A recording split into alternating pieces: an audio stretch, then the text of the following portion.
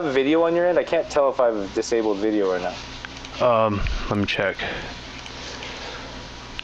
All I see is just a blank avatar. I'm gonna go ahead and share my screen with you. I was thinking, unless you want to drive it, I'll just share my screen and then you can kick back more. So can you see my screen? Oh yeah, I can. Cool. All right. So how's it going, dude? Oh, not bad.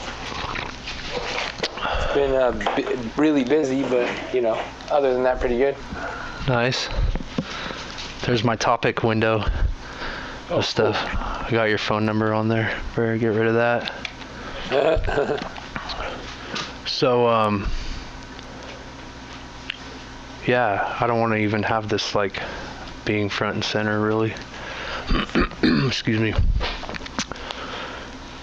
So UBI, dude, Universal Basic Income. That was something we talked about years ago when we were talking about the idea of things getting automated and automating ourselves out of jobs. But you had mentioned exactly. I feel more strongly. It seems like it's going in that direction more than when I was first thinking about it. And I think I had heard it on a podcast or something, but years ago. But it just seems like the more I don't know. It seems like there's a lot of problems that it could solve. One of them being the fact that a lot of people are not going to have jobs just because there's not going to be as many jobs available. And then you have, I know not everybody commits crime because they're in poverty, but I think you'll have an alleviation of a certain percentage of violent crime if you had a universal basic income.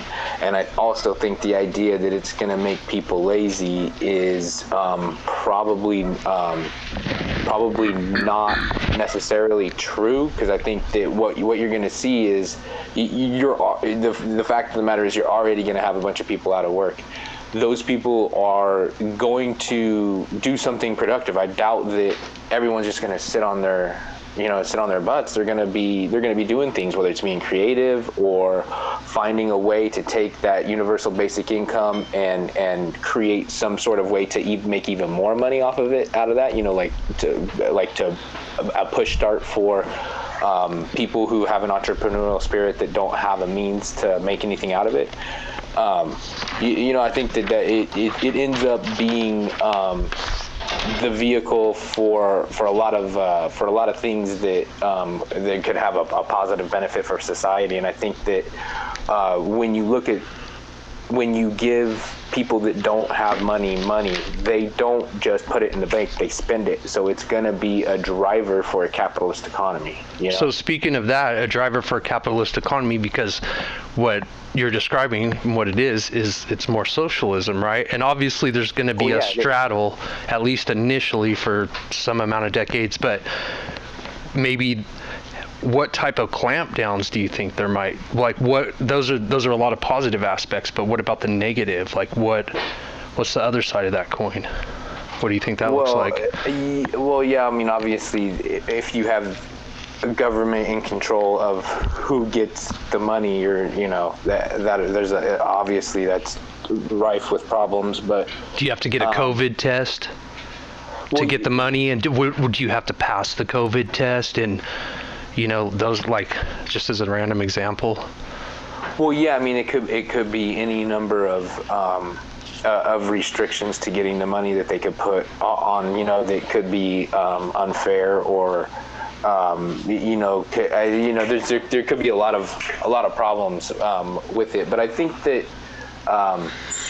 we're going to get to a point where there's going to be X amount of wealth in the world.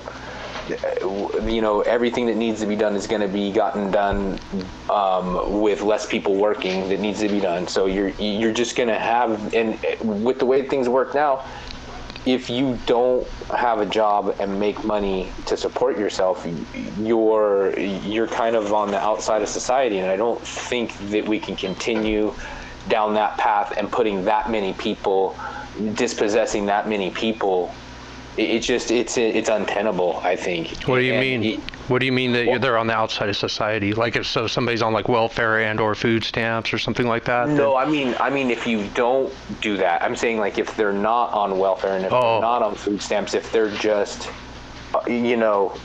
living on the streets or whatever, let's say that those people who don't have money, who are getting government assistance, lose that government assistance, but don't get a job to be able to pay their rent. That what happens to them? But you're already displacing by and it's an inevitable path that we're on. Like, I mean, technology is always going to exponentially improve. It's and when you have those kinds of things, you can't cap that. That's not the answer. You can't say, well, let's stop advancing so fast. Why can't we? Why can't we? We've done it in the past, right? I mean, we do it.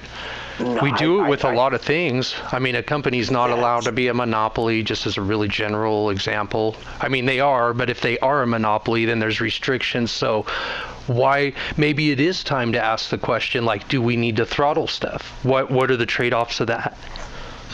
Well, I don't know if curbing technological advance would necessarily be the answer, because I kind of feel like it's almost like that's what we do. It's almost like human nature. How do we do that? Just like our fear, our tech phobia? It's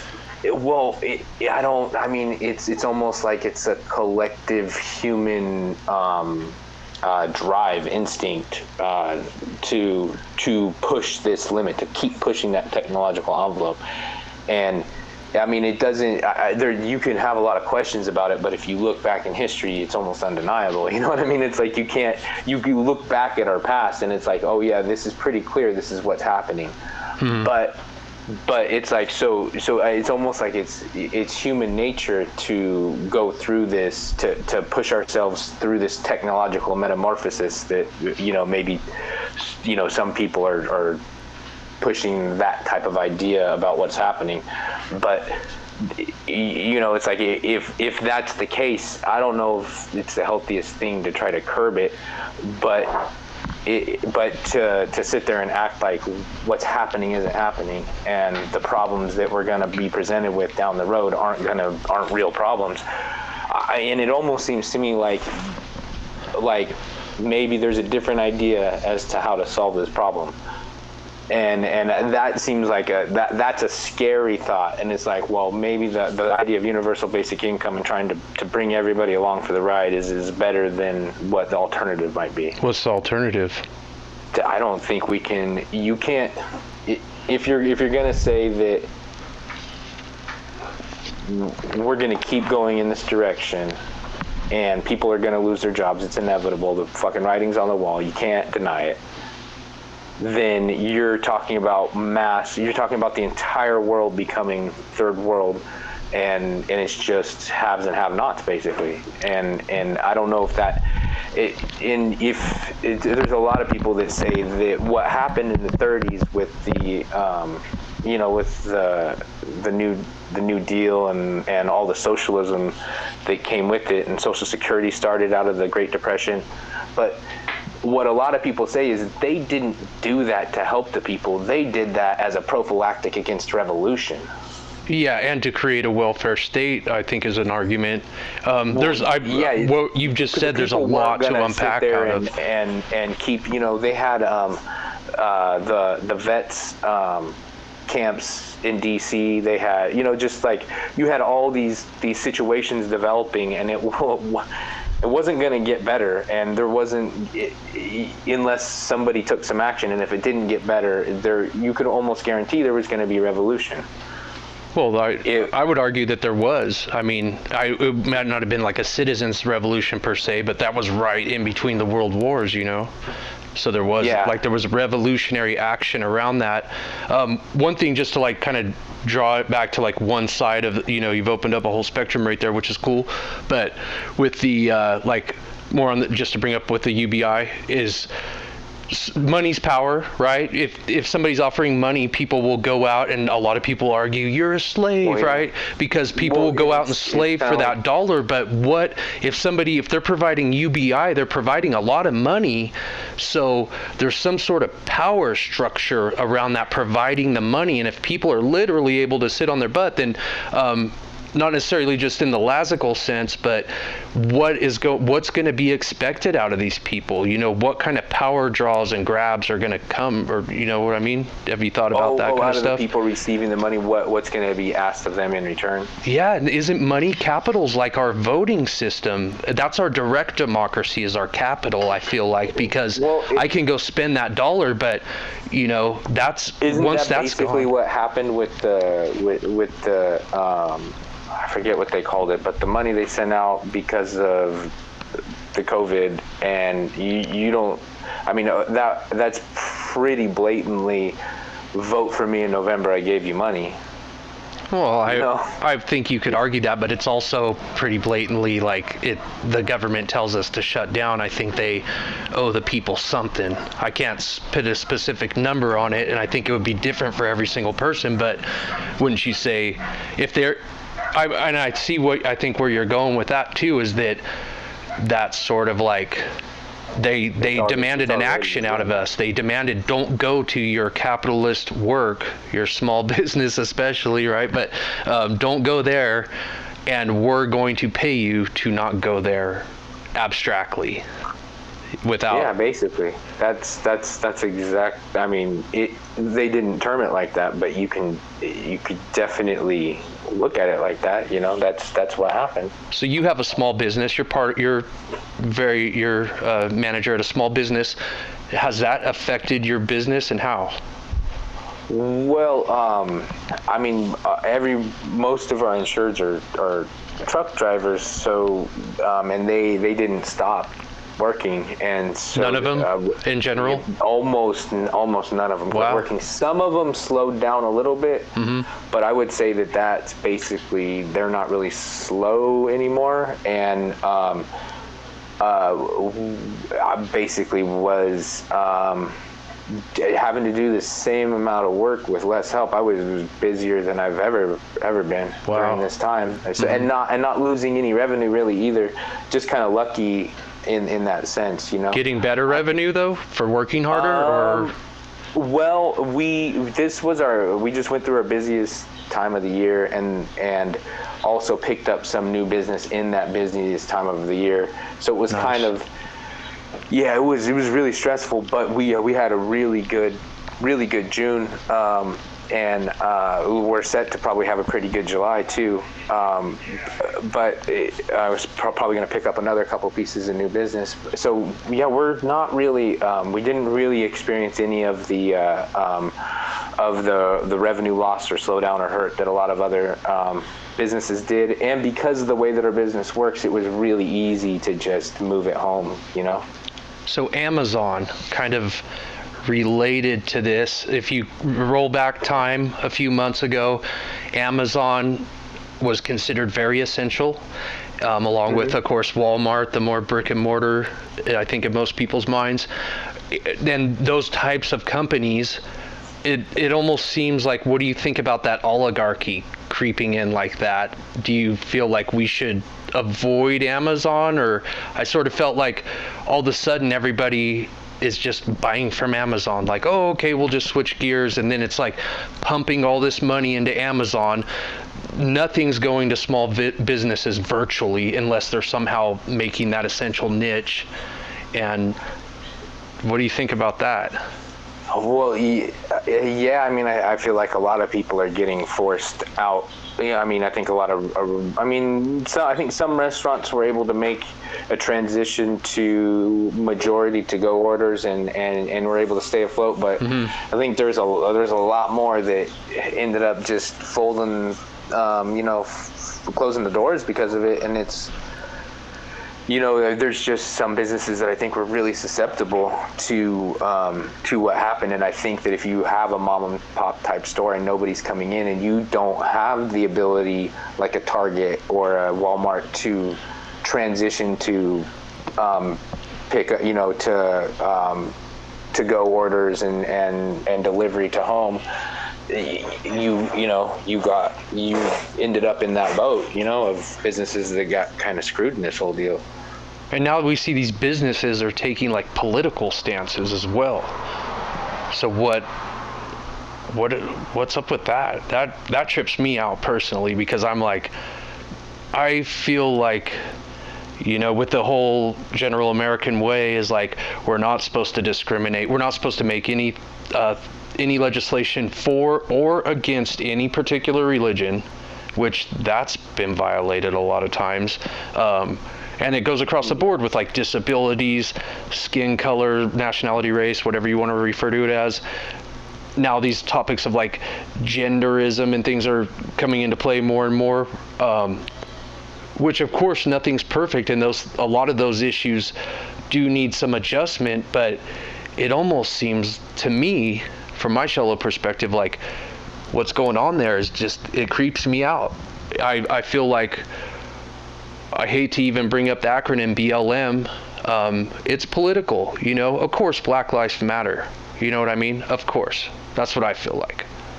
Yeah, and it's pretty obvious that, they've definitely gotten the shit end of the deal for quite a while. But I do. What's the shit end of the deal that they've gotten? Well, when you look at, in recent years, in recent decades. But the thing is that you say recent decades, but it's only been like, if you took two 80-year-old people and put their lives back to back, which I know that's not how it works, because there's really no, that's fine. Go ahead. There. I love being hypothetical or whatever, or realistic. That's how far back slavery was. And then when you start marching forward and you look at Jim Crow laws, there was a prison in I forget where it was, like Missouri or somewhere, where they were and of course it wasn't a completely black inmate population, but it was a mostly black inmate population. And they literally had them working fields. So, it's just like, you can imagine these people are in chains, they're black, and they're working fields for literally no wage. And it's like, goddamn, that feels a lot like slavery, especially when you look at the fact that this country has the highest incarceration rate of any country in the world. Yeah. And I agree, then you look totally, at the fact that the criminal justice system is completely unfair. And I can't imagine how many of those, or mostly, or predominantly. Well, okay, completely is too strong of a word, but I could list things that I've known have happened to other people, things that have happened to myself personally, and it's just like this system. When you look at the fact that you're supposed to be innocent until proven guilty, you're supposed to be given a fair trial, and that's in the Bill of Rights. And if you say that would be justice, if those things happen, then you cannot call what we have a justice system. I would say that. But that may be I may be speaking in too broad of terms, and we can parse it out a little bit later. But just to kind of go back to the point that I was making, if you look at the fact that there's a percentage of those black people working in chains on that farm that don't belong in that prison, that's fucking slavery. Yeah. That's fucking slavery. And that happened up until just a fucking 20 years ago. Really? Yes. That's what I'm saying. Till the year 2000? There's facts of things that have happened, and it's like, God damn, I cannot believe that happened. We should really pinpoint the prison and get the dates right. I feel like that would be important. But even without doing that, I know that that's true. And just what do I put? Black people, chains, like, prison, 2000. Working in fields, working farms. Black people. It's like, wow, I cannot believe. Black prisoners. Like the South, and the way that we were raised and the way that the people are raised in the South is a lot. It was a lot different, and so and when you look at Jim Crow laws and the fact that they erected statues of Confederate generals in the 1920s to basically say to people, we're going to enforce these Jim Crow laws and there's nothing you can do about it. You can look at this guy who tried to keep you enslaved, lost the war, but guess what? His spirit lives on strong with these Jim Crow laws, with this however expensive statue we erected here. I mean, like, in all of that sense, I am totally on board with what they have going on. Where I take issue is when we want to pretend like police brutality is strictly a black issue. And I know that's not what people are saying, but it's the message that gets put across, I think, a lot. And it's not. The greatest indicator of whether or not you're going to be a victim of police brutality is socioeconomic class. Exactly. That's the underlying thing. That's what it is. So you could have a, I think you hit the nail right on the head right there. You can't say it blanketly. Because if you look at the percentages, it's skewed towards black. It definitely is. It is, but that's a socioeconomic problem. You hit it because they oppressed black people for 100 years at least. That's rounded way down after quote unquote slavery, after Abraham Lincoln era ending slavery. For 100+ years, they completely, the civil rights movement wasn't until the end of the 60s, right? And even then you could argue stuff. But if you say until 1970, these people were oppressed. When we were growing up, I remember when we would drive by the predominantly black neighborhoods. Of course, there's black people that had it way better than us, but there were. When we would drive down those inner city black neighborhoods, for one, you get kind of scared sometimes on certain streets. And for another, you see those schools, and I couldn't imagine going to one of those schools as a kid. You know what I mean? And none of the schools in the other areas were that bad. To one of those schools as a white kid in Bakersfield, I guarantee you would be the victim of the non-existent racism against white people. Yeah, right? Yeah, you wouldn't last long at all. That is the biggest bunch of bullshit. The fact that anyone can say that just because you're white you can't be a victim of racism it hasn't ever been jumped because they were white. Check it out, right? You know what I mean? Like, I remember. That's happened to me, been surrounded by a group of black people and punched in the face just because you were the white guy there. Yes, and and we're not hating on any races, but that also happened to you with Mexican kids as well, But in Bakersfield, we have as many Mexican friends as we do whites. I did, at least. I mean, it was almost down the middle for how many Mexican friends. So it's not like we're trying to blanket, just to put that clear, we're not trying to blanket statement that, but we did receive that, and me going to Stockdale High School, I was at one little pod of like a so-called middle class neighborhood, and then my mom keeping us in there was like her pulling all the strings she could, because we were almost like white trash posing as middle class kind of thing, so to speak, in some ways. But we were definitely not the icing on that cake, even in that little middle class square mile neighborhood. But all the rest were the kids with, like, their dads were doctors, lawyers, they were white, Indian, I don't particularly remember anybody black out of that neighborhood. There may have been a few, but Asian, white, of course, and they had the elevators, they had the sides of the houses that were just like solid marble or whatever. And then what they did is, that was right at the beginning of the Clinton era, they started doing affirmative action in California. So they bust in those inner city kids, those inner city high school kids, to diversify supposedly our high school. And you end up with these polar opposites, with my little neighborhood right in the middle of it, So it was bizarre. It was not an answer, and it went so wrong. It ended up, I don't even really want to get into it, but it ended up bad. I don't remember anybody. There was a lot of people who actually died at that high school, but I don't remember any deaths to do with that specifically, but there was a ton of violence to do with that. There was a ton of a lot of stuff to do with that, and it didn't do anything. If anything, it made me feel like all of a sudden I was feeling like I needed to maybe, I considered the white supremacist groups. I never joined anything like that or anything, but it crossed my mind that I might need a brotherhood. It's like if you go to prison. Exactly. I That's guarantee exactly you're what not it going felt to like. go hang out with the black guys or the Mexican guys. You better go sit with the white guys. Even if you want to, you can't. You're just not allowed to. You don't have a choice unless Right. you want to have problems. Unless you want fucking big serious problems. You know what I You're going to mean? end up dead or in solitary confinement. Those are your two options. Exactly. You got Yeah. and when you look at it, school is a lot like prison, and you have to get in where you fit in, or you're gonna have problems. And that it's unfortunate that that's the way it is, but I feel like honestly, like for this town, or obviously you're not in Bakersfield right now, I am, but in this town, this is a conservative town, and we had for what was the most part like hippie parents, and I know I wasn't raised to be racist. I wasn't. I didn't have any idea about that sort of thing until I had to experience it going to school. You know what I mean? Like, it wasn't like. And you were always so kind to people. It was like, oh man, I couldn't get that. Like, growing up here turned me from a sweet, nice little kid into kind of a jerk. I mean, honestly.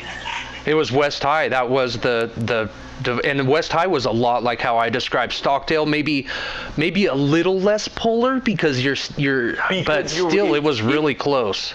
Well, that's the thing, is they didn't have to bus anybody in. It was mixed already. You were on. Everybody I mean? was right on the sides of the tracks. West High was like literally on the tracks, like so to speak. A kid that I played football with that was also gangbanging, who got shot jumping the fence of the school while we were, like not during school, it was at night, but I mean, he lived right like in the apartments just like a couple streets away from the school. And so, I mean, it was like that. And he died, didn't he, that kid you're speaking of? I think, I'm pretty sure he did. Somebody did in a very similar situation. I remember, because it was such a traumatic thing to hear back then. You're like, whoa, somebody maybe 17 years old or something, and then it's just like their life's ended over some bullshit. And they call that street right behind West High Valhalla too, and it's like, give me a break. I don't know if it's changed these days. We were down there a few years ago, and we walked down Valhalla. That's the name of the street, yeah. Yeah. I mean, I think that it still might be a similar vibe when you walk down there, where like the same thing with Union, I haven't had any problems with people per se on those streets in any recent, like any time in this century, but I don't know.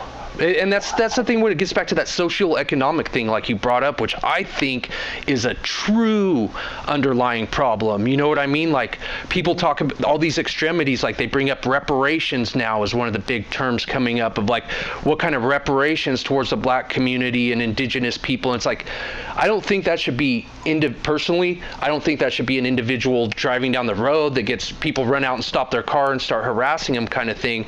But maybe reparations from the government within reason, not discriminating against somebody on their race. But you can. Yeah, no, that's exactly, and what you're saying sounds a lot like UBI. It's like, why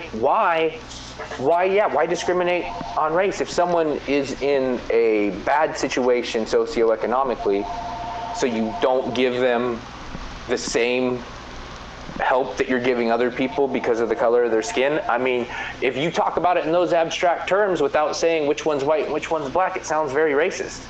But I think with the universal thing, universal would mean like everybody, but what if we ignore the race and gender and all that for as much as possible, but you can, like, the socioeconomic, I'm going to keep pulling back to that.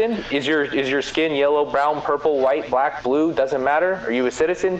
Boom, UBI. Well, that's what I'm saying, because I'm going to play, let's say, a more focused alternative, or maybe even an extra extension to UBI or something. But if you go in and say, look at the socioeconomic circumstances. Does this person live on Valhalla or a similar street? Let's look at the crime rate of that street. Okay, the crime rate of that street is off the charts. Okay, now these people are starting to get funneled in. There might be a white person that lives on Valhalla that and then, so what do we need to do? We need to go and say, what is maybe their parents? What kind of situation were they in? Oh, well, the white people, maybe just for the sake of a hypothetical example, they come from an uber rich family. They just decided to fuck off and do drugs and they ended up there. But maybe the person of color, their parents lived on an equal or worse street in LA or something, and you start seeing this pattern develop regardless of skin color, regardless of blood type, or regardless of whether or not they've been banned on Twitter or any stupid, arbitrary cancel culture. I want to uphold the American values of do not discriminate on these factors. So I don't think those factors should be, that make sense? Without going universal, like setting the universal thing to the side for the moment? Well, but I think that if you don't go, I mean, because as soon as you take the universal thing out of it, you're talking about you have to discriminate in some way, and there's always going to be the person where the line breaks, where he doesn't get it, and the person who made $1 less got it. You know, he's going to say that's unfair. It's always going to be, unless you just say universal, and it's like, you know, it doesn't. I mean, I don't know. It just seems like. Well, do you know what I mean? Like I'm not saying for or against universal. I'm saying, okay, give everybody, let's set an arbitrary amount of $200 for universal basic income starter. That's just what it's going to be, and we're going to go from there. Okay, so that's universal. That's locked and preserved, and nobody's allowed to even adjust that for 2 years or something, and that's that. And everybody gets $200 a month or a week or whatever. But I'm saying, the people who don't have any privilege strings to pull, any so-called privilege strings to pull, like they can't go to a family member and say, hey, could I borrow $200 to go, you know, get some parts to work on a car, or to go buy some books, or like they don't have anybody they could even ask $20 for, even to be, you know, like they don't have anybody they can turn to regardless of skin color to find those people without. We're allowed technically in this country to discriminate. We all discriminate, right? We have discriminations. You are not with a man because you have discriminated on your partner based on their sex. You know, not to say you would never be with a man, but you're going to have discrimination there, and it's healthy to have those discriminations, but to actually impose negativity on somebody over something so arbitrary as their gender, you know, it's like, yeah, if you're going to be intimate with a person or something, or you're going to do something personal and intimate with somebody or with yourself, you know, like what kind of food you're going to ingest, to discriminate and judge on those kinds of things, that's all totally healthy, and we can't get rid of that. That would never, otherwise we'd just be so open and gullible to everything, right? But to say, so just take that into consideration and say, okay, so we can discriminate on how much you make. We shouldn't do bad things and do a cancel culture on you because, you know, if you're making triple digits or, you know, hundreds of thousands a year or not, or, you know, whether or not you're in whatever brackets, class brackets and stuff like that. I don't think there should be any undue negativity about that. But yeah, you know what I mean? Yeah, it's like, you know, as far as like the, you know, socioeconomically, sky's the limit upwards, but we need to have a floor. Right. Good point. Excellent point. So that's where something like UBI, and as somebody who's been chronically homeless and chronically poor for the most part of a decade of my life, I'd say at least, then I've seen those things. I've lived off of not realizing that there was even food stamps. I literally ate out of a trash can when I lived on the streets of Portland. Because I didn't know that I could get food stamps. When I was in California, I had tried one time, and they literally told me, because I was a white, able male, that they would give me like 2 months of food stamps, and then I was cut off and don't ever come back. And so when I moved to Oregon, I figured that was the policy, and there was even, I remember hanging around a person of color who was a heroin addict, and they had food stamps, and I was like, well, that's just the way the system is, you know. So I would go to the Big Town Hero trash can if I didn't have enough change to go into 7-Eleven and get harassed for trying to buy a thing of nachos by foreigners who happened to be running 7-Eleven, which I had my own issues about, you know, but whatever. anyway, I went through that, and then finally I started seeing some white people with food stamps. And I realized, hey, wait a minute, I don't have to starve half to death and walk around like a toothpick. So thank God I got onto food stamps. And then I started to realize I still was going through homeless spurts and stuff like that. And like you're saying, I realized that we needed that floor. And that people, even if they were rich, you could still stuff a couple $100 in their bank account or whatever, and they could do what they want with it, and anything above and beyond. Yeah, well, they could do. That's the thing is if you make it universal, it's like, okay, so if someone is making multi-million dollars a year, tax them on the top end. Who cares? Give them the 30 grand a year on the bottom end. You're taking way more off the top to pay for everyone else's universal. What about flat tax? Why can't we go to a flat tax and just solve that problem? A flat percentage, because 1% to me isn't that. If you got $1 million and we take 1%, and I got $100 and you take 1%. The problem is a flat tax is discriminatory to people who don't make that much money. I think a sales tax is, but I don't see how a flat tax is. No, I agree too. I feel like a sales tax and an income tax is double taxation, which is something that we fought wars over. Yeah, and a sales tax, you're more likely that's nothing. That's almost immeasurable to the uber wealthy, right? A sales tax, if you think about it, is a flat tax. It's not though, because to the uber wealthy, it's doesn't even register on their scale. But to a poor person, it's huge. In California, especially, you're paying 7-8%, whatever, on the majority of the crap you buy, and that's hitting you every time. That's hitting 7-8%. You know what I mean? So $100 to you is not. It's not really $100. Yeah, it's really. That doesn't have $100 of buying power. Yeah, but on the same end, I have to argue against myself on that too and say that there are a lot of hoops that those rich people have to jump through. They have to watch. They get them focused on their money to where they have to be like cold-blooded snakes over their money, or it's gonna.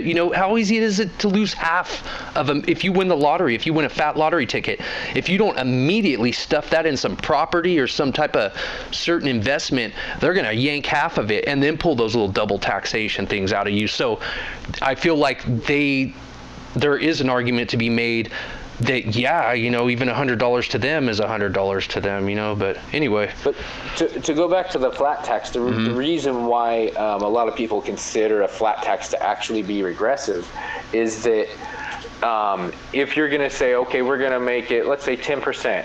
Let's say you make 30 or let's say 40 grand a year, and you're barely scraping by. That 10% is a huge on the difference of your quality of living. It makes a huge difference. If it's a quarter of your income, right? At 40 grand a year, if you're income taxed. It's. Let's. Or no, I've got the numbers wrong. I'm sorry. Yeah. It would be $4 grand, but let's say that. Let's say the 36 that you take home is. It makes it to where you barely make ends meet. There's no vacation. There's no getting to eat out extra. There's none of that. But you go to the person who's making $1 million, and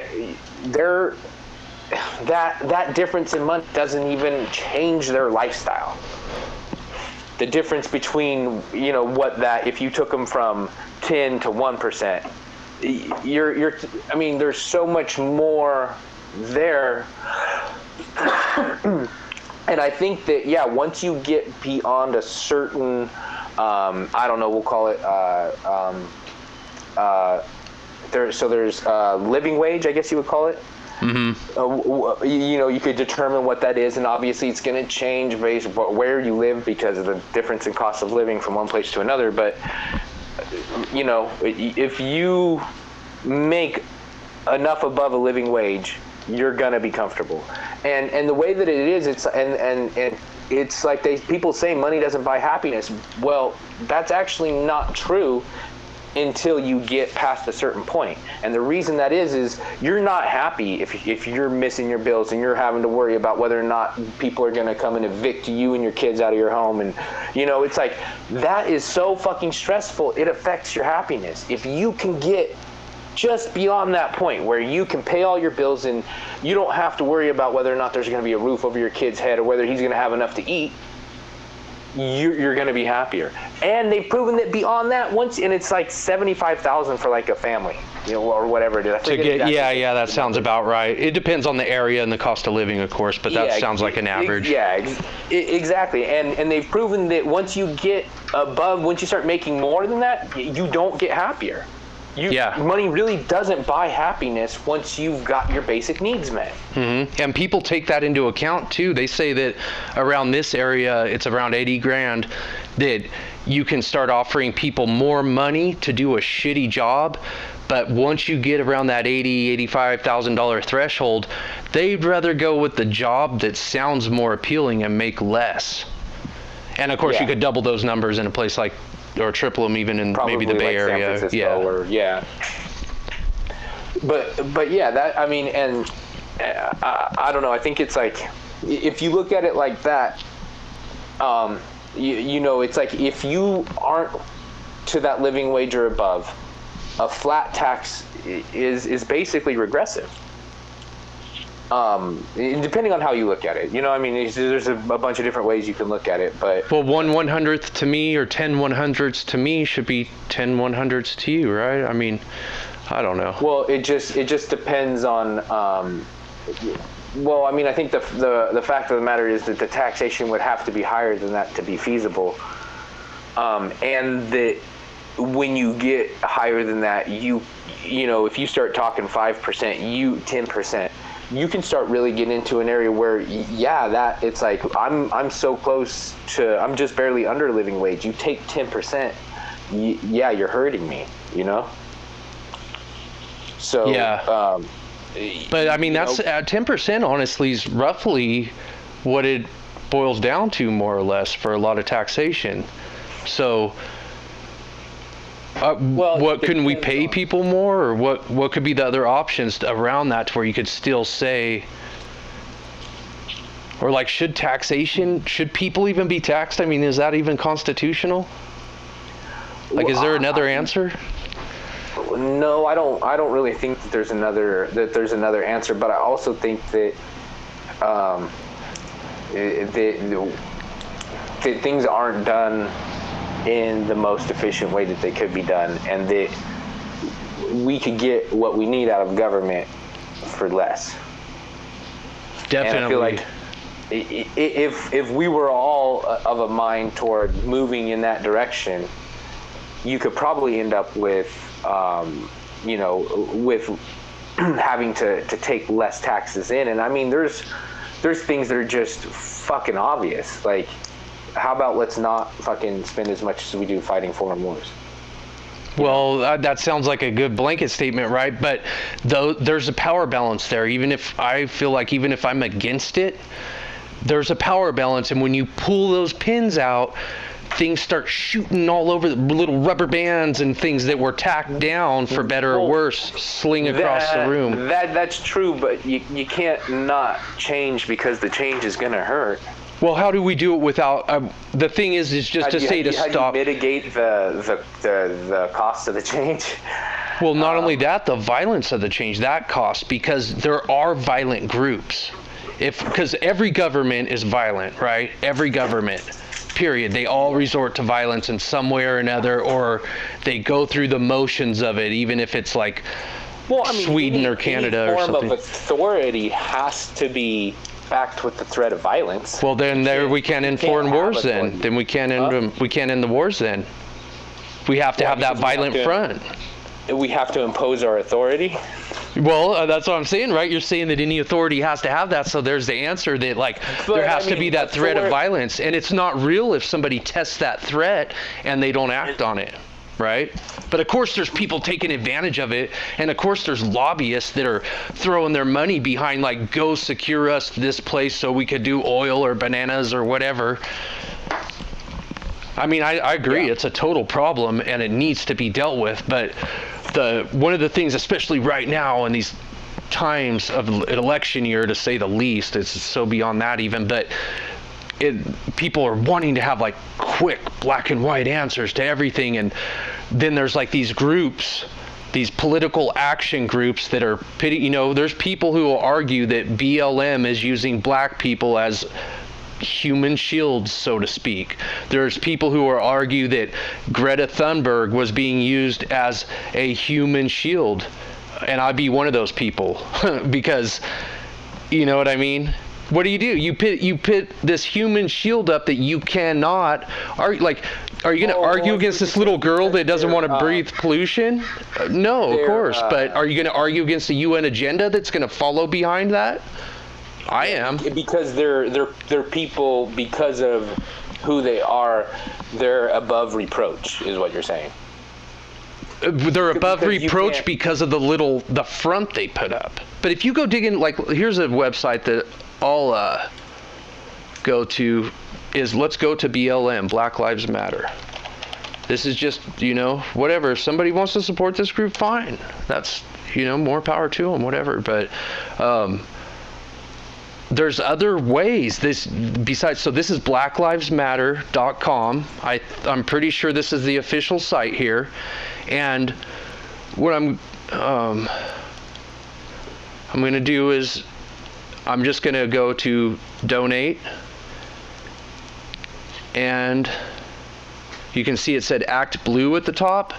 And so we're at the donation page where typical, kind of maybe somewhat typical for donations for things.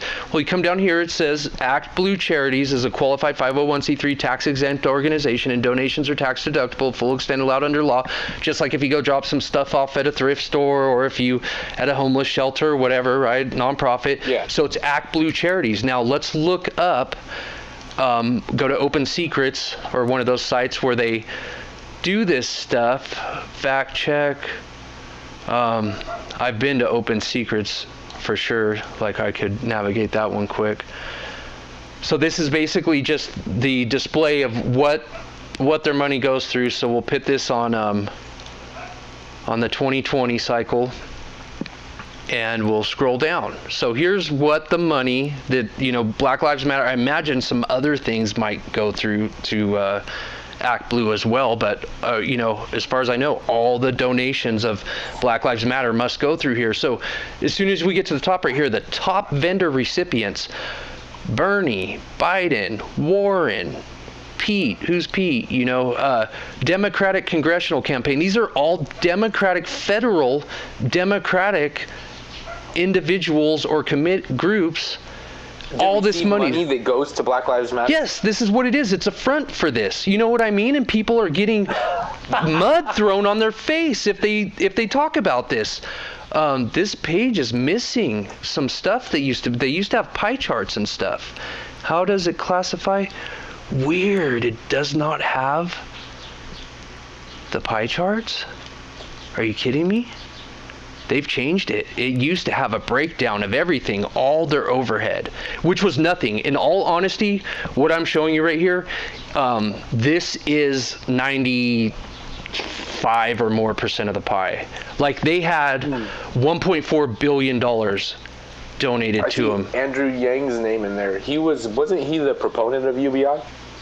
Oh, I'm sure. Bernie was, the first time I checked this, Biden was at the top.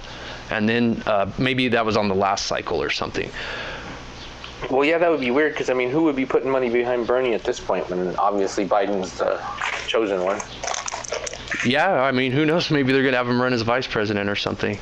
But, yeah, anyway, you can check it out for yourself. If you see the pie chart, if you're able to get that to show up, it will show you that everything else looks non-existent. All the other. So the one good thing about this charity that I can say is that most of the money, instead of 85-90% going to that administrative overhead, more than 95% goes to contributions, but those contributions are not to black communities. That $1 billion isn't going to, any sort of watchdog groups or anything like that. It's going towards the Democratic campaign. And the Democrats voted, I'm not partisan, the Democrats voted for slavery across the board. The Republican Party was created in opposition to the Democratic Party, and there's, you could argue. Yeah, I think I can't remember the exact year, but it's pretty widely accepted that there was a switch There wasn't a switch. That's the thing. You're going off that, and I get a little emotional on this because I believe that too. And it's during the FDR. Yeah, exactly. That's when the supposed switch happened. What it was that black people were still so oppressed because if you look virtually across the board, the Democrats voted to keep them oppressed. They voted, and don't take my word for this. Look it up for yourself. I promise you, I've done the fact checking on this multiple times because I couldn't believe it. The Democrats voted to oppress black people continuously. Oh, yeah. They were the party of oppression in the South, and it was Lyndon Johnson that. Hold on a second. You're getting ahead. Let me finish this. FDR was a Democrat, right? They oppressed him. FDR went 4 terms. World War II ended when FDR died after his 4th term. But anyway, he signed the New Deal, right? The New Deal created that welfare state, and then they said, hey, it was like UBI to black people, right? To the so-called Negro back then. And they said, hey, come over to us. Look, we got you. We got you. Don't worry about that oppression. We got you. You know what I mean? So, of course, black people started lining up like, hey, yeah, we're oppressed. But when they weren't able, I mean, I'm sure a lot of them were, but a lot of people were getting spun by the media. And during those world wars, you're getting the media spin like we are right now. And we're just starting right now. It's going to get worse over the decade, I think. We're going into a WW3.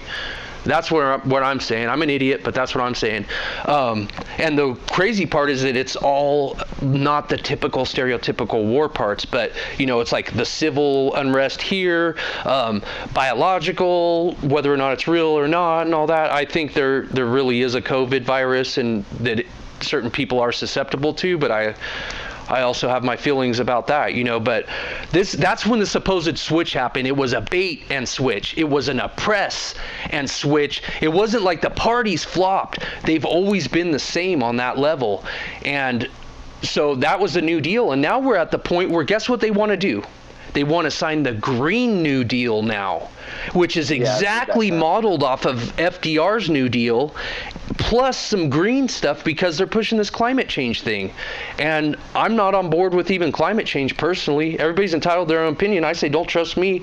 Look stuff up for yourself. But there's a lot of people, like even Elon Musk, they'll admit to all the BS around the COVID stuff and all that, but when it comes to climate change, 99.99% of people are on board with that, and it's like, I don't know, I could unpack that stuff for days. I'll just leave it at that. But this is where this money's going. It's going to the Democrats, and this doesn't even show it. This is just the top 10 recipients.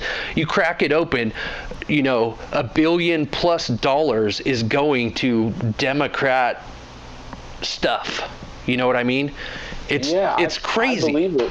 So that's what that is. And then they're going to go paint Black Lives Matter in front of Trump Tower, who's like a Bernie Sanders. He's a populist president, and I don't think Bernie Sanders is truly a populist president or candidate in my mind. I think he's running under that guise, but he's a third party-ish Democrat, one leg in, one leg out, and that's what Trump is with the Republicans, who Trump was a Democrat before, but he decided for whatever reasons to run as a Republican, but he's a populist president. There's videos of him at, like donation dinners with the Clintons and stuff, so I think you could probably argue that he's in bed with both sides. He is, for sure, probably obviously. Had agendas attached to those dollars. Absolutely, who doesn't? And that's the thing he's good at, is he is a businessman. He might not be the best person at tweeting, obviously, but he's damn good at the roundtables. I would argue that he has been super effective with all of that. He has, yeah. That's what they claim is what's got him to win his elections. He's been very effective, but he's not the best tweeter. If he was the best tweeter, we wouldn't even be having a conversation about it. Like, I don't think. No, I think I think he's. I feel like it's like stupid like Bush was. Not that there stupid. There was a few times where it was really obvious that Bush was a lot smarter than he was pretending to be. You really think so? Bush Jr.? Yeah. Junior. And I couldn't see that. I tried hard. I could not see that. And I think that he's pandering when he tweets. He's pandering to the people that are going to vote for him in November. Yeah, exactly.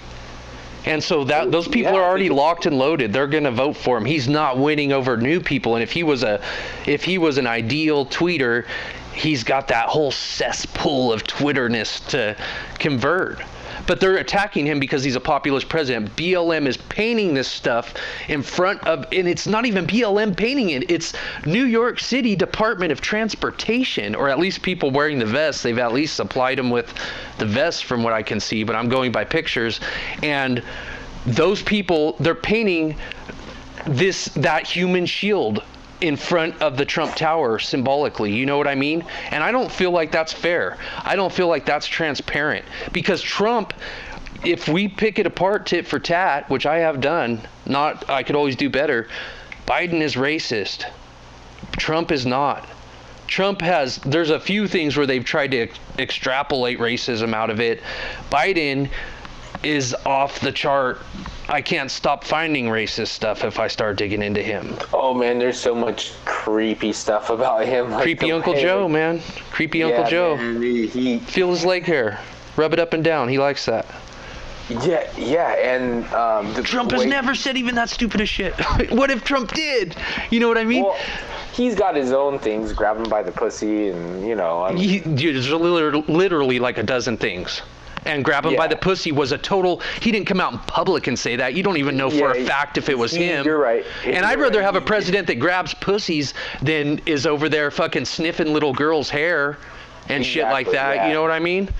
That is super creepy. And that's not even what a president's about. A president's about how do they handle the round table. I think there's a PR issue. Sorry to get all emotional for a second, but there's a PR thing, which I think he could do better at. He does all right in his own way, panders to his own audience. But then there's that round table where he sits down like a businessman and handles business. And he does that really good. If anybody actually sits and watches the roundtable meetings, I mean, even if you go back to the during the major, when the COVID, the first 2 or 3 months of that, when they were doing those daily press conferences, he was not golfing that whole time. You can go look at Obama was golfing right after he said, "Oh, don't worry about SARS," and he's out there, "Oh yeah, hole in 10" or whatever. And Trump was on lockdown at the White House, just like he was making the rest of the nation do, and every day they would go out and stand out there for about 2 hours. And I would challenge anybody, go watch one of those press briefings, but while you're watching it, you stand there for 2 hours at attention. And you stand there just like Trump and Birx and Fauci and all those people, and the Vice President Pence, stand there for 2 hours and wait to speak. It's just those kinds of things that they were doing. And then the prep that had to go down before that meeting, and the prep for the next day after the meeting, and the tweets while he's on the toilet or whatever. There was that's serious presidential material. And normally with maybe a Bush or somebody, I would say, well, they created this drama to give themselves that attention. But with Trump, I'm not seeing that was necessary. He had a really good economy, which the numbers are up again already. Look at how I think the reason he's getting this pullback, these quick reflections on things, is because he is this populist president. Of course, he's pandering to the Republicans. You got to, just like Bernie was going to with the Democrats. But Trump has, and like I said, I'm nonpartisan. I'm not voting. I'm just putting it out there. I went along with the narrative on Trump until 2020, and then I was like, whoa, you know what I mean? I would even make Trump jokes if I go somewhere to people, just as oh, that's okay to do. You can make a Trump joke and nobody's going to hate you, especially in Oregon, right? And I would apologize just in case somebody was a Trump fan and say, I don't follow politics, I shouldn't say that. But once I started following those press conferences, it came down to about 9 out of 10 times that the news was pushing some narrative on him. It was completely untrue. Completely untrue. Absolutely 100% completely untrue. But the one time out of 10, he did retweet a guy who seemed to be jokingly saying white power at somebody who was calling the guy a racist driving by in the golf cart. I can't say one way or the other, but they didn't have any sort of white power paraphernalia, or they weren't otherwise chanting it. But there were a couple radicals on the sidelines saying, fuck you, racist.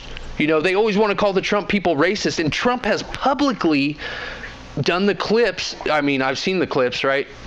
Where he's gone up and done those conferences, and he said, I am not talking about, he's not even pitting a leg in and saying there might be cool people on both sides. He did not say that. He said specifically, clarified those statements and said, he clarified and qualified them within the same freaking speech that they try and extrapolate that crap out of. Whereas Biden has said that he thinks there are good people on both sides in that context. And Biden idolizes Robert Byrd. I'm not saying that people shouldn't be forgiven for, Robert Byrd, the KKK guy, and high up in politics, in United States politics. He supposedly regretted that and maybe made a public apology or whatever, and supposedly transitioned to a non-racist, non-KKK stance. But I think that should disqualify people from being in government. Once they cross that threshold, in all honesty, it's like, sorry, you screwed up. I don't think people should torch mob you, but now that you've changed your ways. But just like a pedophile shouldn't work with kids, if that's the way it is, Yeah.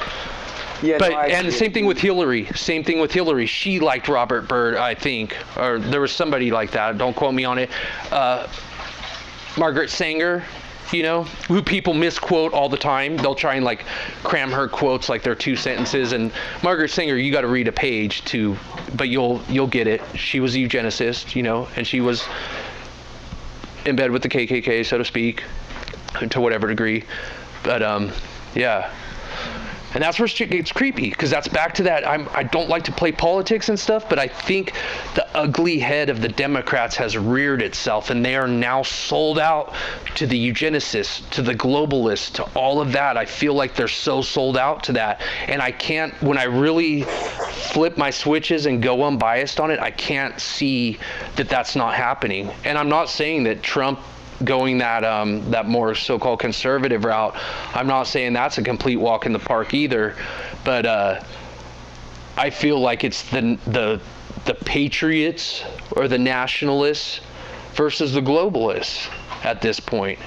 And so I even feel like the universal basic income is where's that coming from? Like if Biden wins, are they not going to tear him down right away like a statue?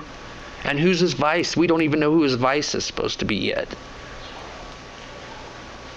Yeah, I mean, it just honestly blows my mind that's who. I mean, I guess I can kind of see the reasoning, because he has the recognition, and it's so important when you're talking about the popularity contest that really is the race for the presidency. But it just really blows my mind that they ended up picking him. And it's like, when you look at what happened with the primaries this time and last time, Bernie should have won both times. And the Democratic National Convention fucked him out of the nomination both times. And it's like, and then he turns around and supports the fucking nominee. And it's like, what in the fuck is going on here? Oh, well, that's par for the course. They're supposed to do that, right? Well, but I mean, it's just like they did it to you again. It's like, and you're clearly not gonna run next time. You know what I mean? It's like, what are you trying to salvage? What little of a career you have in Congress? I mean, it just doesn't make sense. It's like, why not call fucking spade a spade and be like, hey, this was, look what they fucking did again. Yeah, why doesn't he run as a third party right now? If anybody could run as a third party and have traction. The obvious argument is you're going to pull any chance that Biden would have is going to be thwarted by Bernie pulling votes away from him. Most likely, but Bernie's not technically a Democrat. He only ran on a promissory to like Trump is for a Republican. Trump's technically not a Republican. For the most part, he is running under the promise that he will push these Republican agendas since they encapsulated him. And that's the same thing. Bernie, I'm not sure what party affiliation, if any, that he was before, but Trump took the nomination with the Republicans kicking and screaming. He drug them into it. Fucking, they didn't want to go, and he forced them into it. And I just don't see when you look at the process, it becomes pretty obvious that the DNC and the RNC different animals. Oh yeah, definitely to a large degree. I mean, there's a lot of commonality there too. How much popular support, especially the first time around, Bernie had, and they just fucking pulled the rug right out from underneath him. And it was like, okay, yeah, I get it. You might not want to. I could see the reticence of putting him up against, just because a lot of people are not going to want to vote for someone that looks that socialist. But the problem is that what'd you do? You stole the nomination from Bernie, gave it to Hillary, and what'd she do with it? Fucking nothing. She didn't win the presidency, so you might as well fucking run Bernie against him. He won the fucking nomination fair and square anyway. Well, that's what they did the second time around, right? No. Well, they ran Bernie against, if you look at it in the primary sense, right?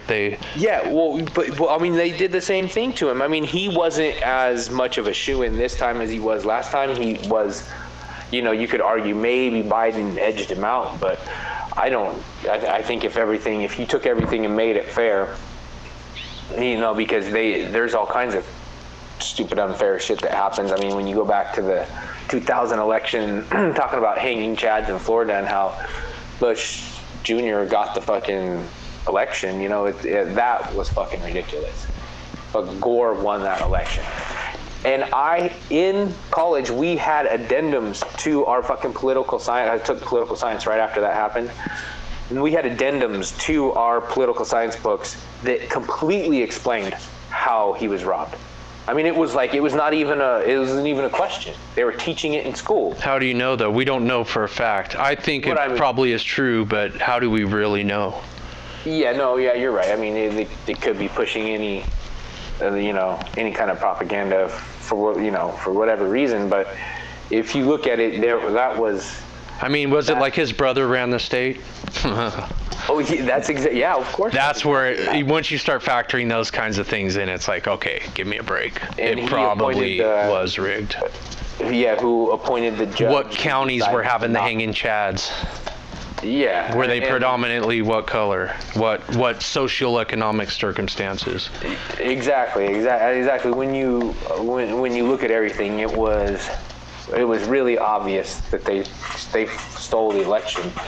And if you think that's not how it works just about every time, both sides trying to do the same damn thing, I mean, that's that's fucking politics. That's the way it works. And it's like, that's gross. That shouldn't be politics, though. That's definitely not how it's supposed to work. Exactly. And when you look at it's like, you look at it like, okay, that's how our political system works. It's completely not the way it should work. It's not fair. It's not, there's no remote sense of any kind of like, oh yeah, the right thing's going to be done. We're electing this person, and then as a society we're going to move forward in this direction. All of that's out the window. It's all fucking, this guy's going to rub this guy's back for this and this. It's just how the fucking system works. And then you factor in that we are, at least I remember, this is how I remember it, learning in school, it's like you learn about how our government works and you learn about the Bill of Rights. And then you start seeing how the fucking, what do they say, how the fucking tires meet the pavement or whatever. And it's like, oh, they're selling us a lie over here, because the way it really works is you get caught up and can you afford bail? Oh, well, you can't afford bail. Well, guess what? Then you're guilty until proven innocent. Because how do they treat the guilty? They lock you in the same fucking cell that you're going to sit in until you go to fucking trial. It's a worse cell. Yeah, those jail cells to spend an extended time. A jail cell is worse than prison. If you talk to people who've been to prison and jail, most of them will tell you they would rather spend as much possible of that time in prison than in jail, unless it's just a super rough prison or something. Yeah, because it's just in jail, you're in lockdown. I mean, you don't have all the privileges that you have when you're just a regular inmate. Yeah. You're sitting there waiting for something to happen. Mm-hmm. Like, oh, they're going to move me, they're going to book me and put me in the back, or they're going to, all these, you're just sitting there waiting the whole fucking time. But it's just like, if that's the case, if I'm innocent until proven guilty, then you should treat me like I'm innocent. And if good the point. only way that I get to be treated innocent is as if I can afford bail, that is not, that's just so inherently unfair.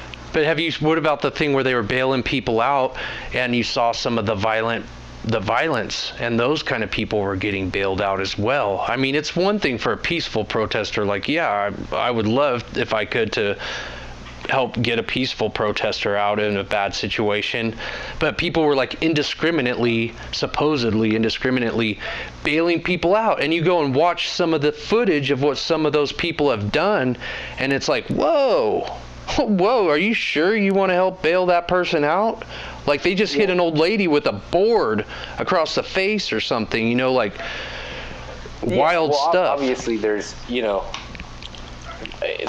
you can't, you know, let everybody out, but the fact of the matter is until, if you're saying, oh, that guy hit that lady over the head with a board, but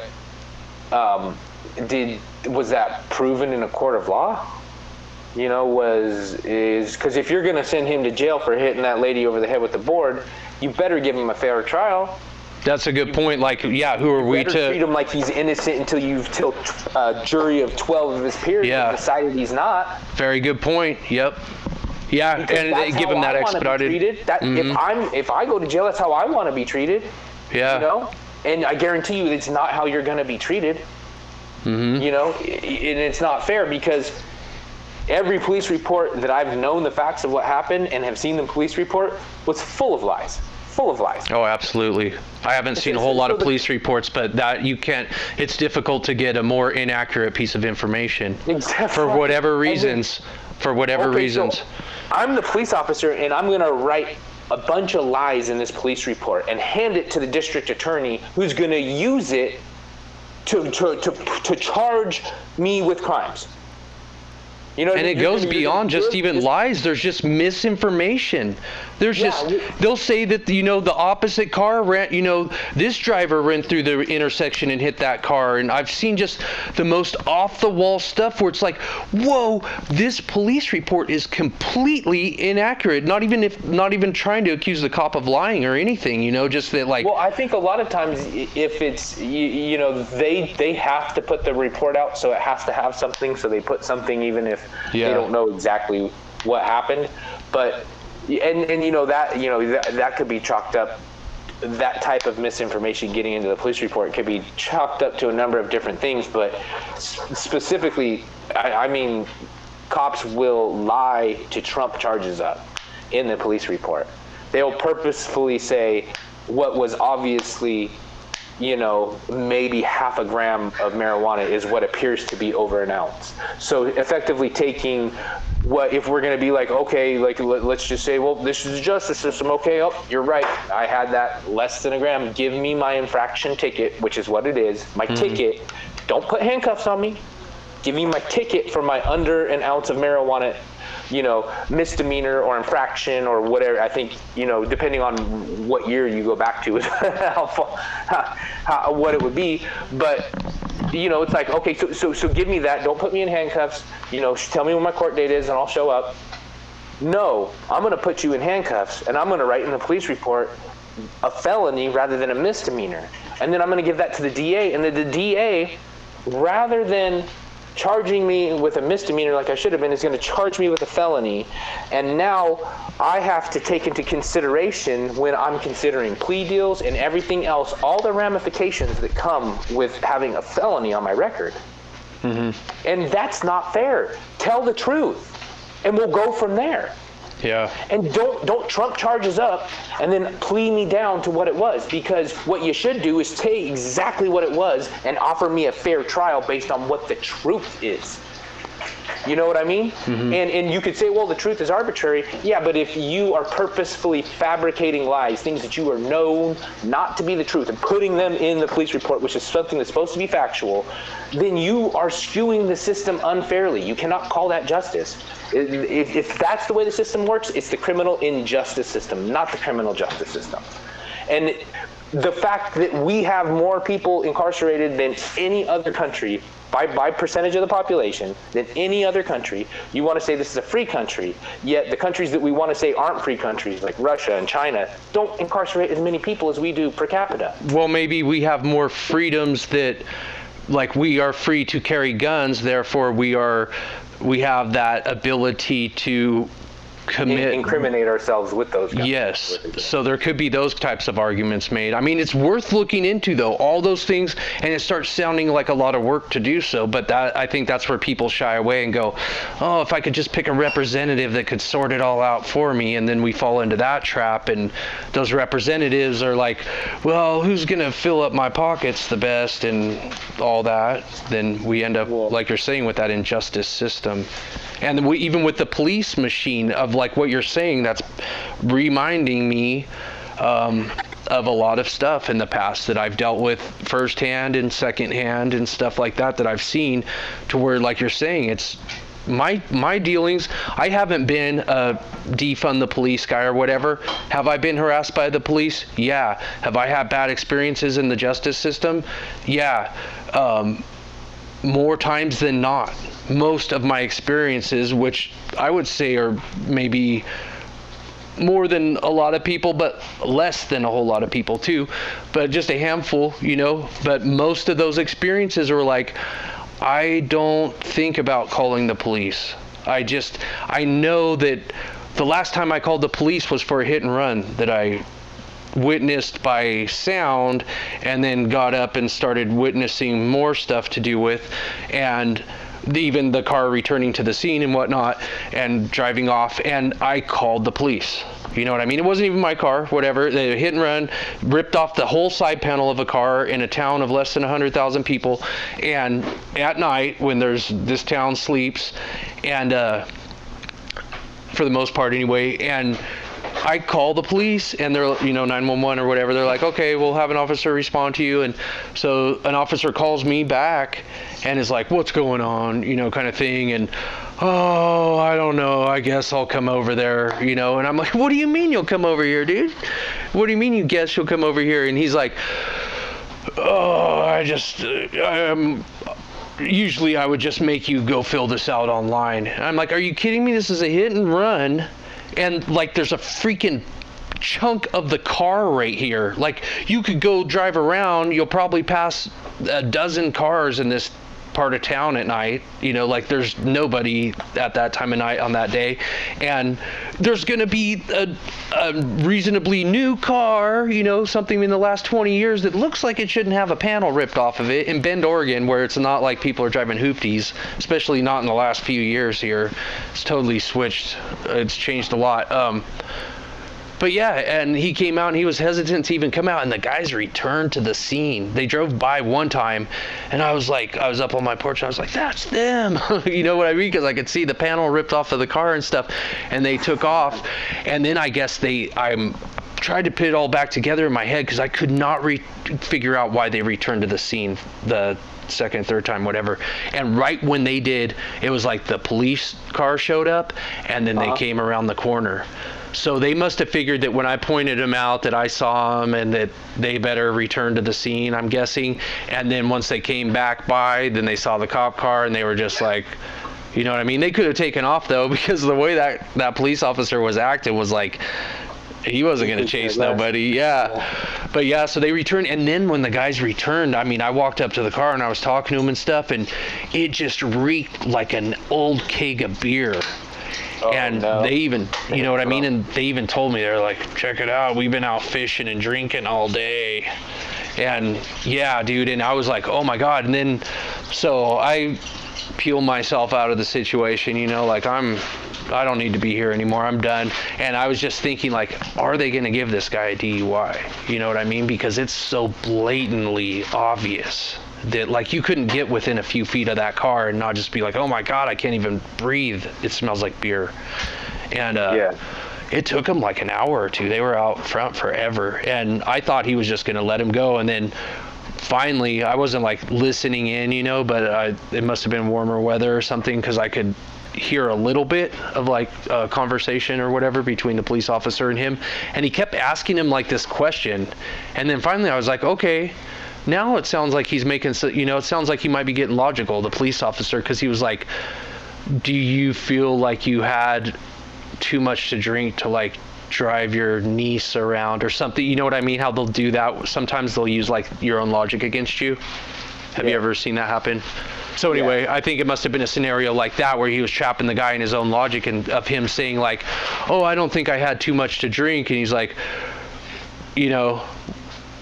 something along those lines. I didn't hear the whole thing, but he ended up cuffing the guy, and he took him in for a DUI, it looked like. Oh, wow. But that was just one of those things like you're saying where it's like, I don't know, that just rings so true to me because it's so long in between times when I deal with the police.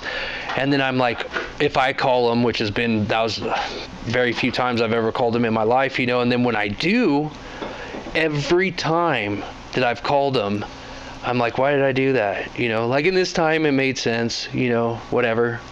It was the right thing to do. You got to report an accident, right? But yeah. That was, I think, the last time that I think it was actually my girlfriend that called the police, not me. But I mean, if she wasn't, I probably would have. But we saw someone actually get hit in a hit and run, like a person got hit in a hit and run. And it was someone that lived down the street from us. We didn't know him, but he's kind of like, the down the street neighbor, we'd seen him get in his truck before and everything, and someone that we see in the neighborhood from time to time. Wow. And we're coming around the corner and we just see him fly in the air. Oh man, that's a serious hit and run. Takes off. Oh yeah, he was messed up. It didn't like kill him or anything, but his nose was definitely broken. Ooh. And something in his leg was messed up, and he was hurt. And the guy took off, and so we actually chased him. Oh, good. His car was faster than mine. I was in, the white Taurus that my dad gave me. Oh, okay. Was in that, so it was no match for what he had. But we actually tried to chase him down, and we called the police and told them what happened. And we're actually both I haven't heard about it. I don't know if the guy pleaded or something, but we were both subpoenaed as witnesses. Oh, really? Oh, okay. Yeah. But you never had to go in. Huh. Yeah, nothing ended up coming of it. It ended up being like right before the whole COVID thing happened. And then the guy, I think it was the assistant DA or whoever it was I was talking to, was saying, because of the COVID thing, they aren't having court next week. And then like but I'm probably going to contact you at this time, and then never heard anything. It's amazing what they shut down. Like as soon as that hit, they were all waiting. Zoom chat was sitting there waiting to take over the schools. They were ready for the thing where they lifted off even certain reporting that the hospitals had to do. They made it to where they had to report any suspicious COVID type of stuff. It's a reportable, quote unquote, a reportable disease. But then they were like, oh, don't worry about getting your cancer and heart numbers and all that other stuff. Don't even worry about flu. Don't even worry about it. They literally alleviated them of all other checks and balances virtually besides the COVID, which was so freaky to me. You know what I mean? It's like, really? So now then all, malpractice loopholes opened up and stuff like that.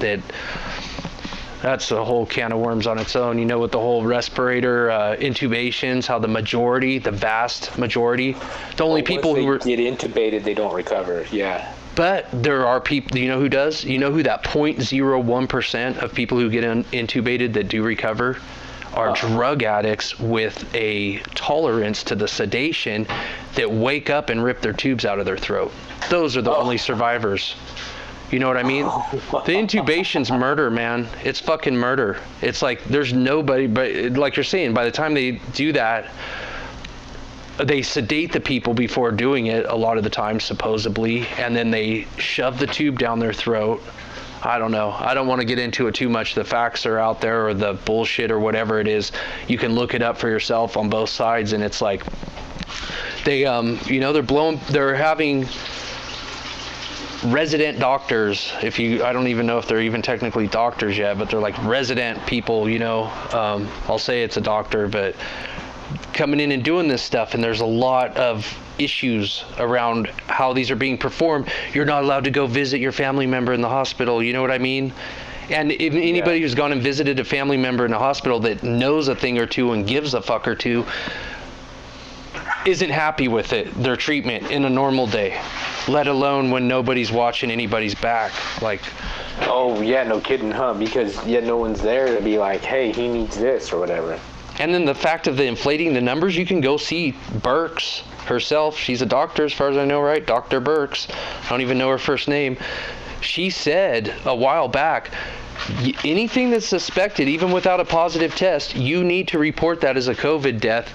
And it doesn't matter what other underlying, someone could have had a heart attack, and if they also had COVID. Oh, especially in that situation. So those numbers are inflated right there, and now you're seeing it break down to everybody's making a big deal about the Texas county that's doing it now.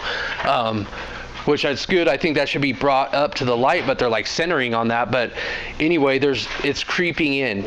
All that's creeping in, those miscounts. And one thing that worries me is, like, what are they going to do in the fall? Are they going to go, oh yeah, we jacked it up by a factor of 10, so now we're going to cut it by a factor of 10, the case count, and then that will effectively raise the death count by an order of magnitude.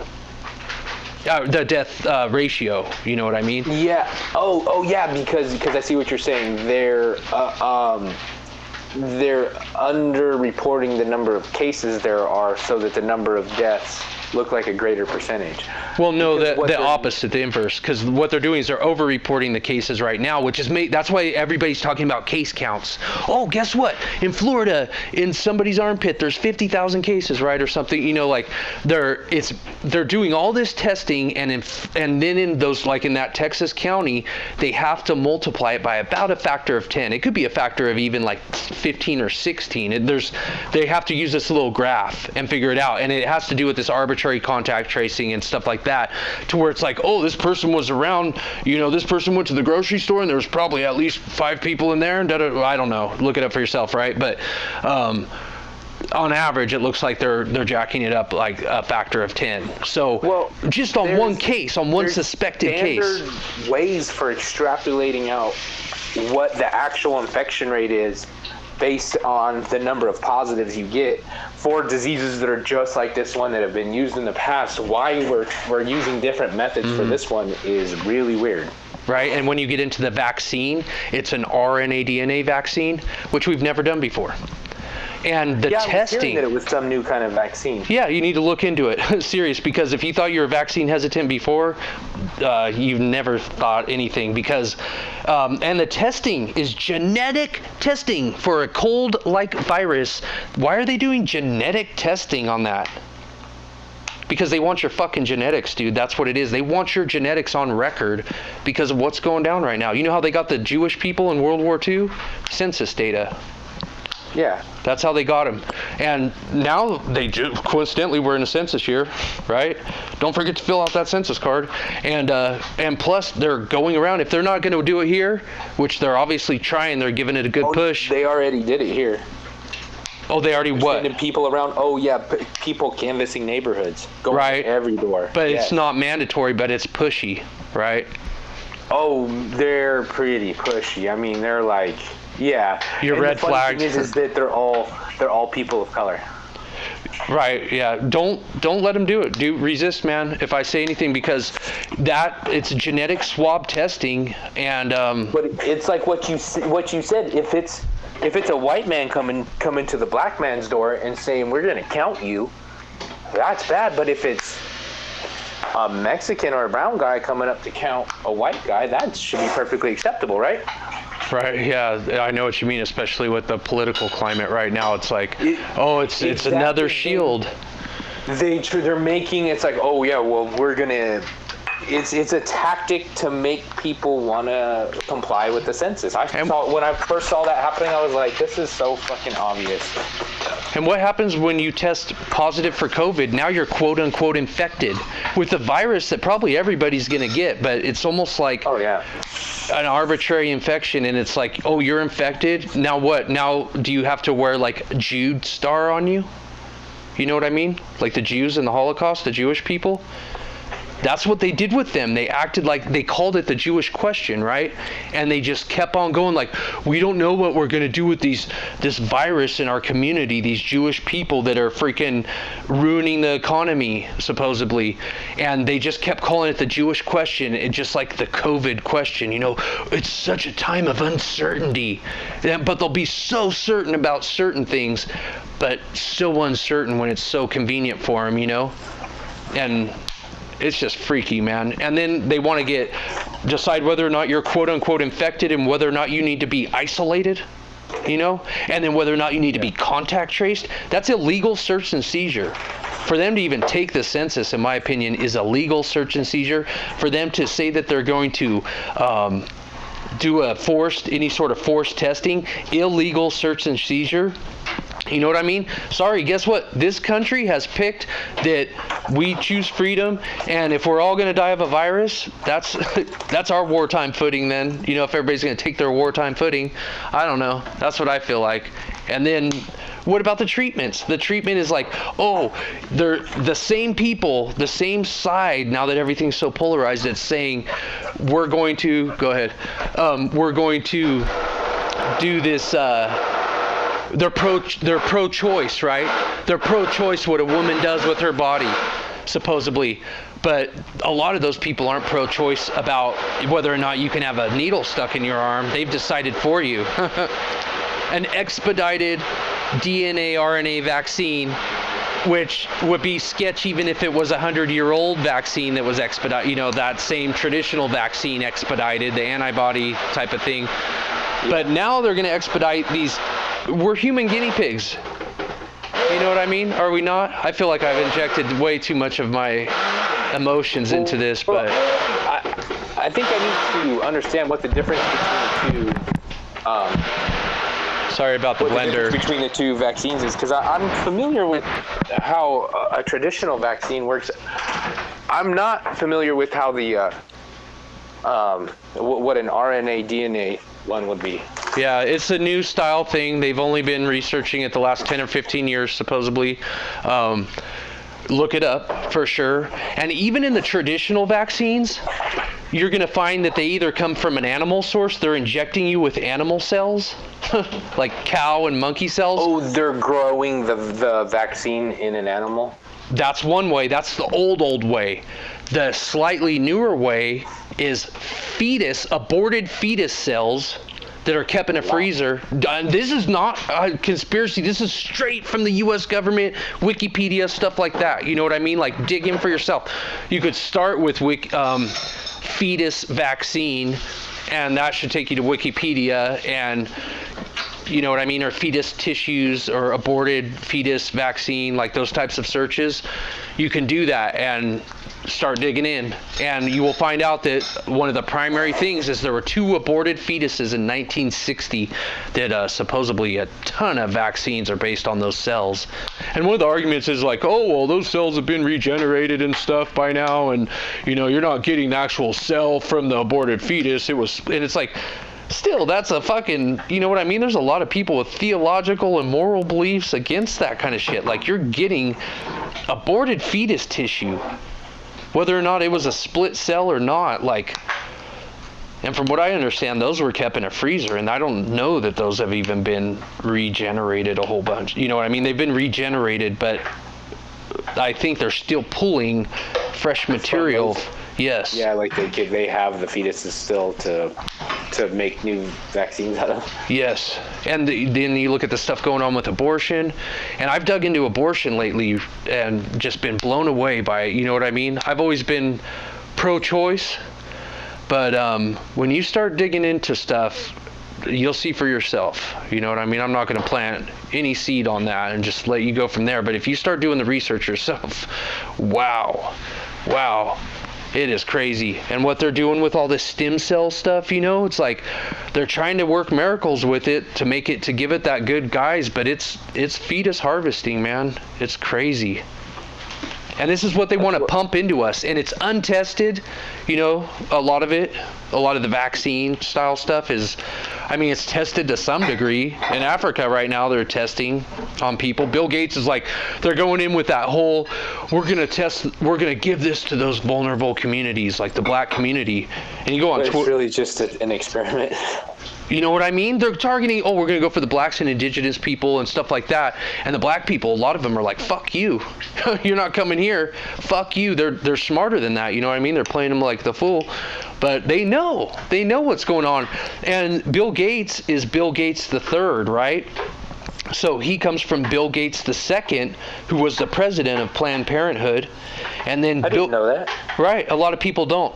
And then you go to Bill Gates the first, who was part of the New York Eugenicist Society in the 20s. So, you know what I mean? Have you seen Bill Gates give his public talks where he admits to constricting populations as their goal, as one of his biggest goals? He's a eugenicist. You know what I mean? Well, but doesn't it make sense that we should restrict the population? Not through to a certain degree there's a conversation to be had there for sure. Not from Bill Gates' point of view. I think that you can incentivize it. Like one thing Planned Parenthood does do is they'll hand out bags of rubbers. You can go into, to my knowledge, any Planned Parenthood and say, hey, I'd like a bag of condoms. And they will give you a lunch bag full of rubbers. All different kinds. And that's something I say they should have to run infomercials, or not infomercials, but that should be like in the public service announcements, because that will prevent the need or whatever. I don't think that there is a need for abortions most times, but it's turned into market's the wrong word, but it's that. You know what I mean? Planned Parenthood only makes above any shallow, I'm imagining, government subsidies. Which the government, I'm sure, probably pays for the rubbers and stuff like that, I would imagine. But the only way that Planned Parenthood makes revenue, so to speak, is through abortions. They're not going to make revenue by counseling somebody to, here's your options. They're not going to make anything out of that. What they're going to do is they're going to counsel a person on and say, like, the baby really hasn't developed its brain and it can't even respond to stimulus and all that. And it's like, really? Why is there, 10-week aborted fetuses or whatever? I'm not sure what the age, like I've watched some videos lately and I've watched testimony. The best place to start is the testimony of these people to the courts. Planned Parenthood, people like that. You can see it. There's been stuff where they've had to testify and they'll talk about pulling babies out with beating hearts and splitting them open and shit like that. And it will make you cry and want to puke and all sorts of stuff. It's crazy. And then you can go start looking into the footage of stuff of them piecing. One of the standard things they do is they piece the babies back together after they abort them because they want to make sure they got all the pieces. Oh, what? Really? Oh, yeah. Otherwise, bizarre stuff can happen if they don't get it all out. So one of the things they do is piece it all back together. And at first I'd heard that from somebody who was like a previous Planned Parenthood employee, but you hear it from somebody and you're like, okay, at first it sounds really dramatic, then you're like, maybe they're sensationalizing things and whatever, and now they're an activist, so whatever, I can't totally trust their one opinion. But then you go and dig in for yourself, and yeah, it's true. You can just do an image search for aborted fetus and you're going to see everything from babies to little tiny babies that fit in the palm of your hand and being pieced back together whole, everything. You know what I mean? Yeah, it's gnarly. So there's a whole lie going on there that I've always been pro-choice. At my heart, I've always felt like if I do something like that, I'm going to commit to it, especially, but I'm going to leave it up to whatever woman I'm with, to where it's their body. They're going to do what they want, whatever they feel. So that's that. And I still feel like that, but I realize there's a whole lie around what they're feeding people around that and what the industry is. And now that we're getting into the stem cell stuff, and then when they were doing all this push for these respirators and intubations and all that, and building these big ships that they're not using with Red Crosses on them, everything's just flashing World War preparation style stuff. And why do we need these respirators? Because they're obviously not saving anybody, and we already had a ton of them anyway. That's how you harvest organs, is you can either put somebody on a respirator and blow up their lungs and kill them, or you can put somebody on a respirator and keep them pumping until you can sell that heart and those kidneys or whatever you got. Yeah. It's what they do. It's what they do, man.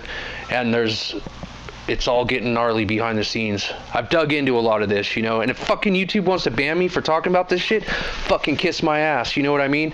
I don't even care. I'll find another platform, because I'm eventually going to come out about this shit anyway, It's like, there's a ton of shit going on, and I've done my research, you know what I mean? And my research isn't CNN, Fox News. It's like, yeah, I'll watch some of that shit for kicks or whatever sometimes, but I dig into government, like what the government is openly telling us. You can go in and read the white papers for yourself, you know what I mean? You can go in and see those people testifying in court.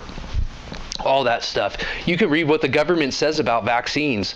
I just did. I'm mind blown, dude. Mind fucking blown.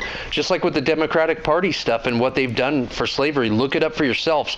Republicans have done everything they could to end slavery and oppression of blacks. That's just pure and simple truth. Democrats have done everything they could to oppose them. Pure and simple truth. It's there if you look it for yourself. These vaccines, the government, even with traditional vaccines, even with vaccines that we've had for 100 plus years, they are probably about 100 years now, right? Yeah, I think so. Just a hair under 100, I think we're at. But they were studying it even in the 1800s. But that's what the word. What is the word that I'm thinking of? I can't even remember. I always thought it meant more of like a holistic naturopathy treatment, but it actually means vaccines specifically. But anyway, the government to this day does not know if vaccines are safe or not. They are unable to determine it, and you can determine that for yourself by finding the committee that is supposed to make that determination. And the first thing they do in their preface of their explanation of what's going on is they say, we are unable to make a determination. We think there should be a more focused subcommittee created to make this determination for us. But that's the committee that's supposed to, the action group or whatever it was, I can't remember it right now. I have the PDFs that from the government itself, from the .gov sites that say, that they're supposed to determine the safety and the efficacy. Like that's what basically, and they're like, well, that's outside of the scope. They're really determining the safety, because what the thing they claim is they can't decide, like if a vaccine is, say you step on a nail and you go get a tetanus shot and you have a reaction to that tetanus shot, or you have a reaction, I should say. They are unable to determine whether or not you had the reaction to the shot, or maybe that you got a little bit of tetanus and you were having that, or anything in between.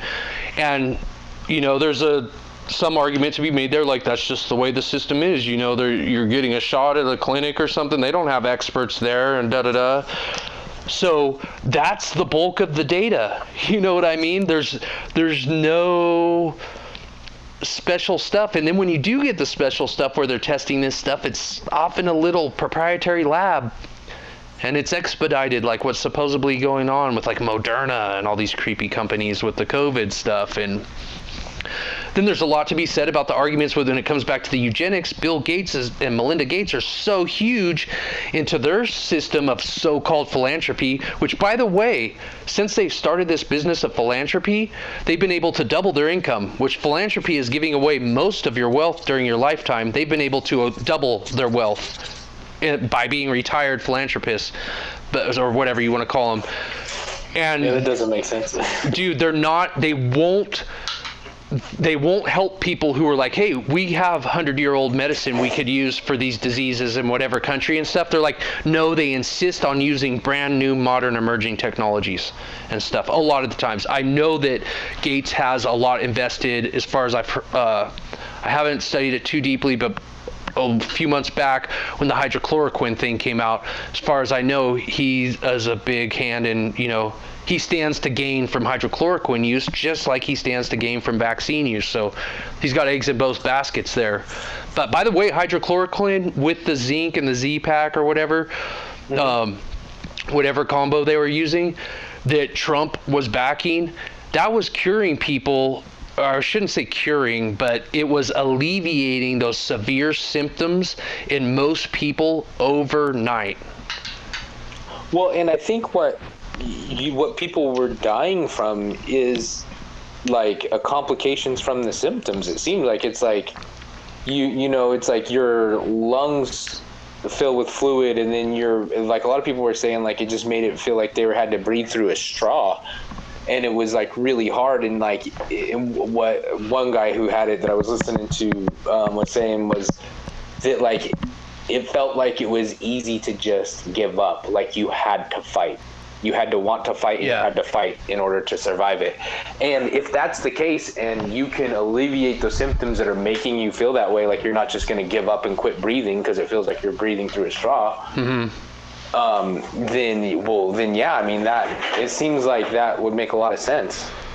That, Right, and that's the truth. That's why the intubation doesn't work, because they sedate people and stuff like that, and then there is no fight. And the people you just give up. Yeah, your body just gives up. And like, who's the guy on Joe Rogan that had it supposedly? Michael Yo. Man. Yes, Yo. That's it. Yeah, and he seems the most real. I believe him. I believe the guy had it, and I believe what he had was what everybody thinks COVID is. And the doctors told him that they wouldn't put him on a respirator because he wouldn't make it. He needed to fight, right? And he did, and he said it was severe. But yeah, exactly. So he's somebody, and the other thing is the vitamin D deficiency. And he's somebody who I believe it was brought up that he had a vitamin D deficiency. So it's like hydrochloroquine, he was vitamin D. And it proved that he had vitamin D deficiency. Yeah. There you go. And I liked him because he wasn't like, he didn't seem to be like pushing any kind of narrative. He seemed to be so realistic and so positive about the whole situation. With what happened to him, you can believe his story without buying into the bullshit that this is a pandemic that's going to kill however X number of people if we don't quarantine, because he had, he had gone without sleep, been on flights, had the vitamin D deficiency, just like every thing you could do wrong, he did wrong. And then he took ibuprofen right when he started exhibiting symptoms, not realizing at first that it was COVID. That's right.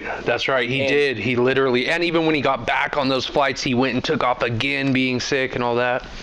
Yeah, exactly. So he and the party that he got it at, like where he got it, almost everybody else at the party got sick. None of them ended up like him. His mom got it from him, I think. Didn't go to the hospital. You know what I mean? And his mom's like 70 years old or something like that. So it's like he had a perfect storm of cyclone, that just really made him susceptible. And it's like, that's not going to be the case for most people, but for the people that it does fuck with, it seems like it is a motherfucker. If it gets you again and it fucks you up, it can be bad. Hey Johnny, I gotta go. Can we maybe do this again in a couple weeks or whenever you're freed up? Yeah, definitely. Cool. Yeah. A couple weeks from now, I should definitely have some time. Hey, thank you so much, man. Yeah, it was good talking to you, Chris. You too. Take it easy.